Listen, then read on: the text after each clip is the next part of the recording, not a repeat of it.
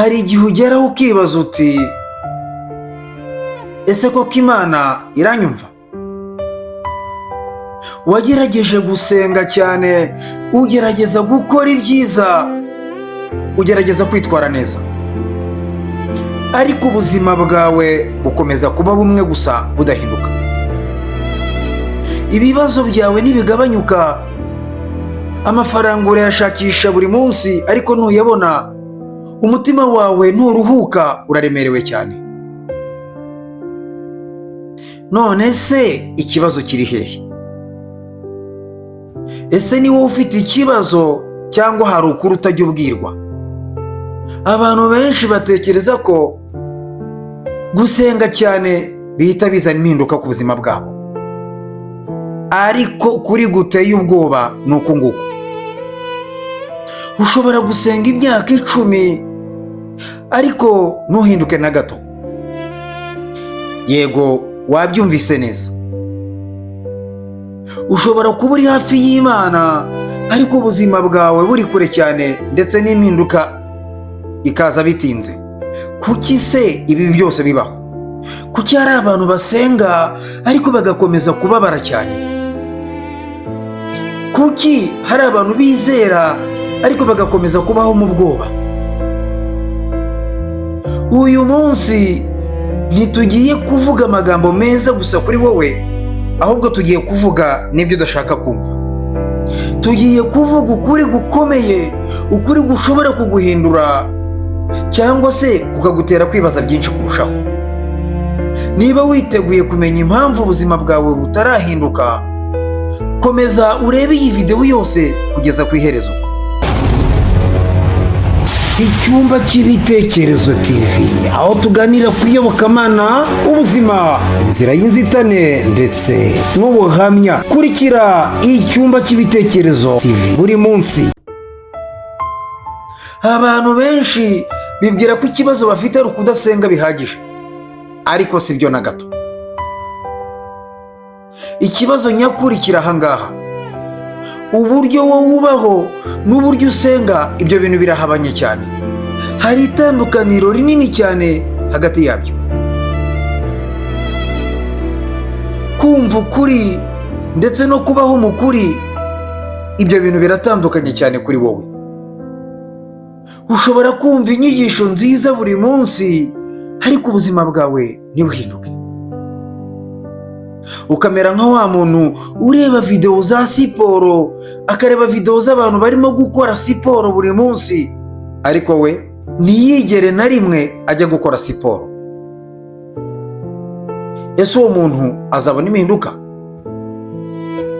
Oya rwose, twongere ngo oya.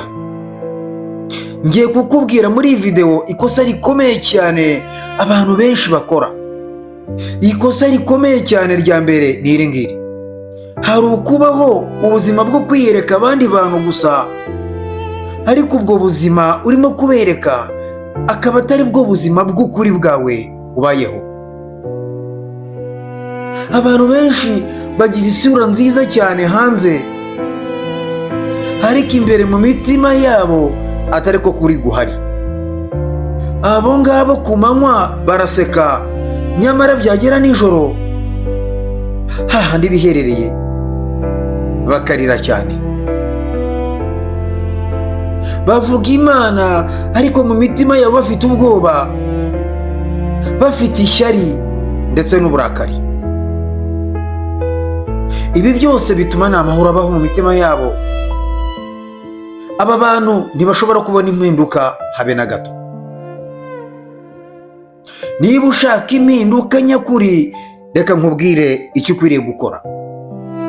Tangira wemere ukuri ku buzima bwawe, uko nguko ukwakire kandi wemere ukuri. Ntukajye ugenda wihisha inyuma y'amasengesho gusa, ngo ugende wihisha inyuma y'abantu gusa. Reba ubuzima bwawe uko buri, hanyuma wibaza uti ese ibyo nizera koko nibyo mbamo? Ese ndi umuntu umwe gusa utajya uhinduka, uba mu masengesho ariko wayavamo no hanze yayo gakomeza kuba wa wundi? Ugomba kumenya ko impinduka itangirira imbere mu mutima, idatangirira hanze. reka nkubwire impinduka 3 zishobora guhindura ubuzima bwawe. Iya mbere ni ugufata icyemezo gikomeye. Hindura ubuzima bwawe uhereye uyu munsi. Icya kabiri, reka kwiyoberanya. Reka kwiyoberanya, wemera aho uri ndetse n'ubuzima ubayeho. Icya gatatu, fata ingamba zikwiye. Kora ibintu bifatika buri munsi, niyo byaba bito cyane ariko ubikore. Ukuri gukomeye ni uku nguku. Ubuzima bwawe ntibuzahindurwa n'amagambo menshi gusa wirirwa uvuga, ahubwo buzahindurwa n'ibikorwa bito bito ugenda ukora buri munsi. Niba ushaka impinduka, tangira uyu munsi. Niba ugeze hano ku cyumba cy'ibitekerezo ukumva iyi nyigisho ikomeye cyane, andika hasi uti uhereye uyu munsi ngiye guhinduka. Kanda subscribe ku cyumba cy'ibitekerezo, sharing iyi video ku muntu ukeneye kumenya ukuri. Reka dusoze iyi video yacu tubashimira mwese mwemera gufata umwanya wanyu mukadukurikira. Ariko ibi ntabwo bihagije gusa, ukwiriye kumva kandi ugashyira mu bikorwa, nibyo bizahindura ubuzima bwawe. Nge Emmanuel Nshimiyimana, komeza ugubwe neza kandi Imana ikomeze kukorohereza. Murabeho, Imana ibahe umugisha.